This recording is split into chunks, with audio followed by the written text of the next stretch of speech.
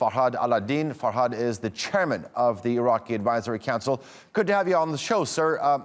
When you look at the situation on the ground, yes, thousands, if not tens of thousands are out in the streets, but what's the real motive here? Is it to stop foreign intervention, more specifically the presence of U.S. troops, or is it a show of force by the Sadr camp?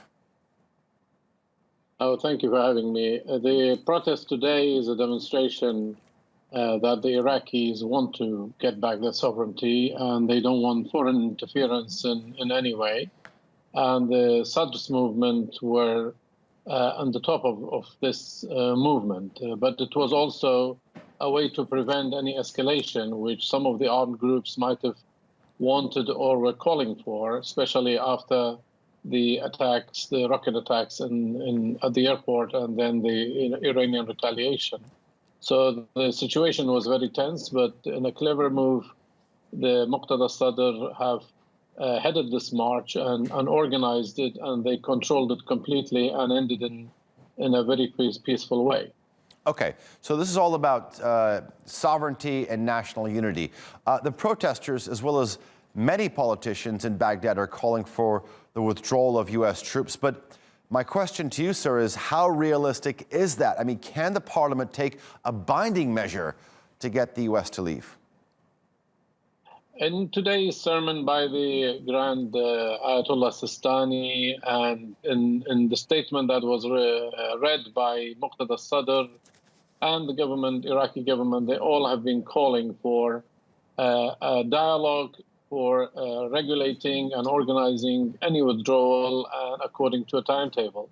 And even Muqtada Sadr today went as much as that if the United States adhere to a diplomatic dialogue and get to agree on certain terms, then America will not be regarded as an enemy state, but then it could be regarded as a friendly state. So it is all agreed that a timetable to be negotiated and a dialogue should start to regulate this aspect. It seems that the attitude has been sort of watered down, because this is not what Muqtada Sadr was calling for before, because the parliament earlier in the month took a non-binding measure with regards to the presence of U.S. troops.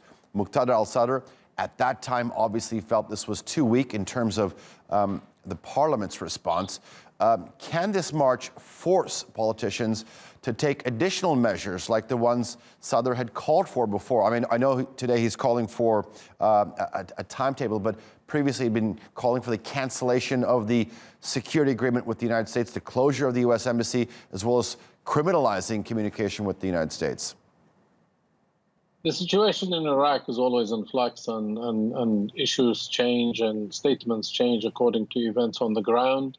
And what we should take from today is what today he said, and it is a formal statement that was read in the march.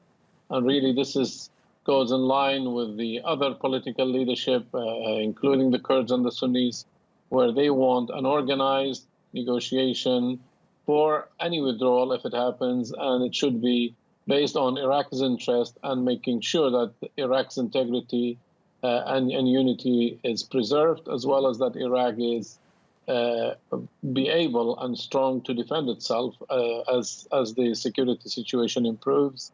The Iraqi establishment have acknowledged the need for the coalition forces and the work they have done in protecting Iraq, and especially the air support and the intelligence support and the logistics that they have provided.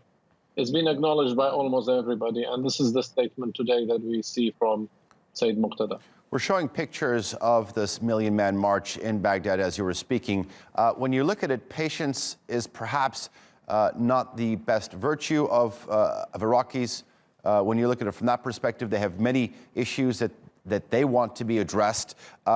Talk to us about what the potential is in terms of the nature of these protests changing. Basically, the protest is an expression of a certain group in Iraq that and how they feel and how they view the American and the coalition forces' presence in Iraq.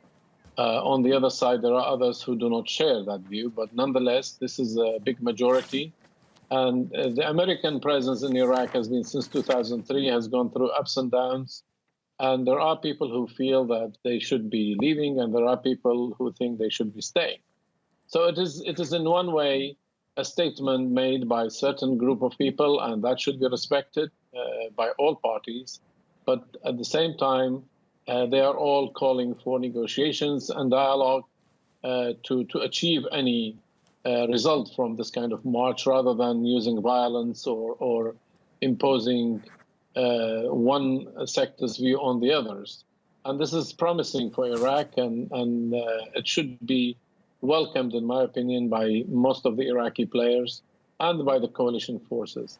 Let's not forget that instead of attacking the embassy, the statement from Sayyid Muqtada calls for protection of diplomatic missions in Iraq, and he made sure the protest was away from Tahrir Square and from the other protests that's been ongoing for 4 months. And that on its own is an important statement that today's march is not in contradiction or clash against the normal protesters. If anything, it is in their support. All right. Farhad Alaaldin, thank you very much for joining us here on the News Hour. Good to have your analysis.